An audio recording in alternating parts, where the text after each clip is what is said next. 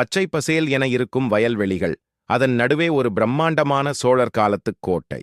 மக்கள் மகிழ்ச்சியாக நடமாடுகிறார்கள். இளவரசர் அபிமன்யு அறிமுகம் விஷுவல்.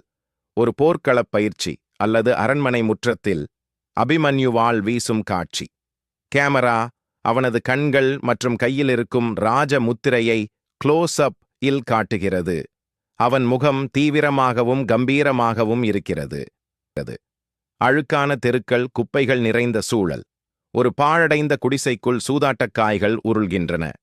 லெவல் ஜன்னல் ஓரம் அமர்ந்து கண்ணீர் விடும் ஆராத்யா. அவளது கண்கள் மட்டும் ஒளிர்கின்றன. அவள் முகம் மென்மையாக இருந்தாலும் சோகம் அப்பி இருக்கிறது.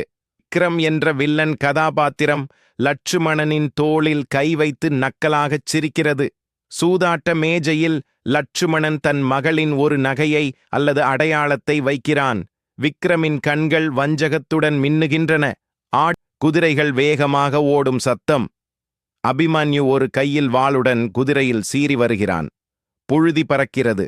சூதாட்டம் நடக்கும் இடத்திற்குள் அவன் அதிரடியாக நுழைகிறான். புழுதி அடங்குகிறது. கருப்பு ஓடனி பிளாக் வெயில் அணிந்த ஆராத்யா மெதுவாக அங்கே வருகிறாள். காற்று வீச அவளது முக்காடு லேசாக விலகி அவள் முகம் தெரிகிறது. அபிமன்யு தன் வாளை கீழே இறக்கி அவளையே உறைந்து பார்க்கிறான்.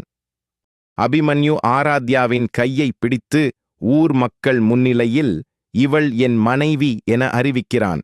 அனைவரும் திகைக்கிறார்கள். கேமரா ஆராத்யாவின் முகத்திற்கு ஜூம் ஆகிறது. அவள் அவன் கையை தட்டிவிட்டு பின்வாங்குகிறாள். ஆராத்யாவின் முகம் பாதியாகத் தெரிகிறது. அவள் ஏதோ ஒரு ரகசியத்தை மறைப்பது போல. அவள் கண்களில் ஒரு மின்னல். திரை கருப்பாக மாறுகிறது. Fade to black. Next episode coming soon என்ற வாசகம் மர்மமான இசையோடு அபிமன்யுவின் காதலை ஆராத்யா ஏன் மறுத்தாள்? அவள் அணிந்திருக்கும் அந்த கருப்பு ஓடணிக்கு பின்னால் இருக்கும் ரகசியம் என்ன? தொடர்ந்து தெரிந்து கொள்ள ராஜா ராணி சீக்ரெட்ஸ் சேனலை சப்ஸ்கிரைப் பண்ணுங்க.